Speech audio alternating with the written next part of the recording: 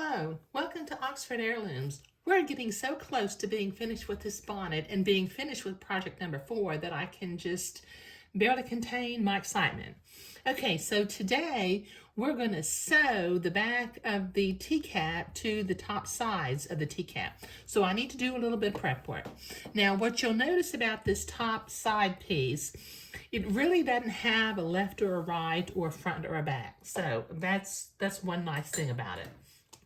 Okay, so I'm going to use my fabric marking pen, and from the outside, I'm going to fold this in half, matching up my entredeux ladders along the side, and then at the outside entredeux, in the very center, I'm going to put a little blue mark. Okay, so I've got a little blue mark halfway along the side of the bonnet, and that's going to be the back of my bonnet now. Okay, now I could put a blue mark on my back piece, but I've got that center pin tuck, so I know where the center is of that. So what I'm going to do, very carefully, I'm going to bring my back piece over, and I'm going to line my center pin tuck up with that blue fabric mark. Okay, now I'm going to use my little 4-inch drafting triangle again, and I'm just going to make sure that it's at a 90-degree angle on both sides. Now, if you don't have a little drafting triangle, you can make one out of paper if you want to, but I'll put a link down below if you want to get one of these, because I do use it quite a bit when I'm sewing, and it's teeny tiny. Comes in handy. Okay, so now that I have that in place, I'm going to, well, what I have done, let me see if I can show this again. I have overlapped by about 1/4 of an inch the top edge of the bonnet with this entredeux ladder right here. Okay, now since I moved that, let me just check and make sure I've got these at 90-degree angles again. So without anything moving, I'm going to pin this into place. Put a couple of pins up here near the top, one in the center, and I've got my middle pin tuck lined up with that blue mark. Okay, now I need to set my machine to an entredeux zigzag again. Okay, now what I'm going to do is, you see this back entredeux ladder that attaches the lace edging to the lace insertion? Okay, the entredeux ladder has 2 separate sides that we initially zigzag on.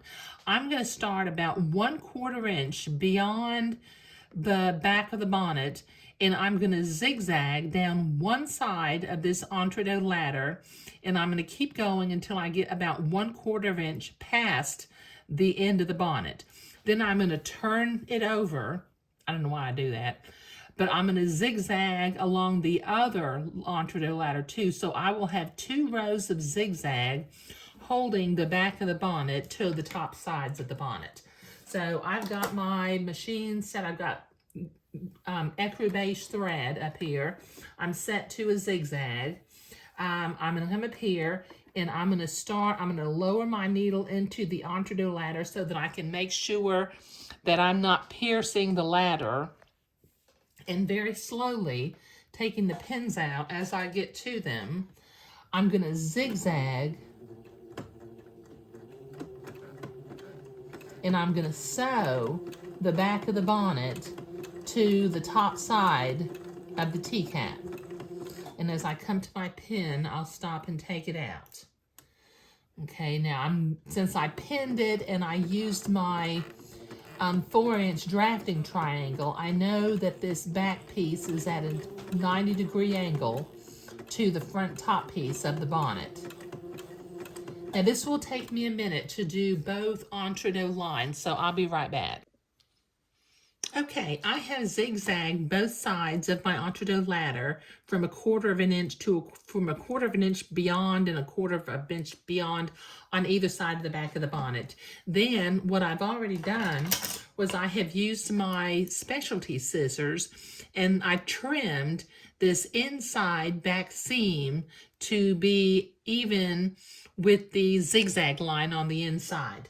Okay, so that's what we were doing today. We were attaching the back of the bonnet to the top sides of the bonnet.